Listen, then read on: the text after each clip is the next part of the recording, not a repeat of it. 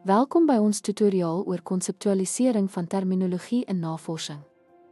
Om sleutelterme te verstaan is die basis van enige suksesvolle navorsingsprojek.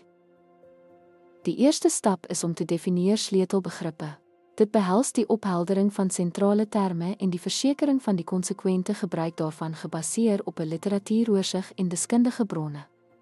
Volgende ons operasionele definisies vas te stel. Hierdie stadium fokus op die ontwikkeling van presiese, meetbare definisies vir abstrakte konsepte om te help met data-insameling en analise. Dis ook noodsaaklik om terminologie te kontekstualiseer. Dit beteken om definisies aan te pas om by die spesifieke konteks van jou navorsingsveld te pas, wat die kompleksiteite van die onderwerp weerspieël. 'n Belangrike deel van hierdie proses is jou terminologie in lyn te bring met die navorsingsvrae en doelwitte.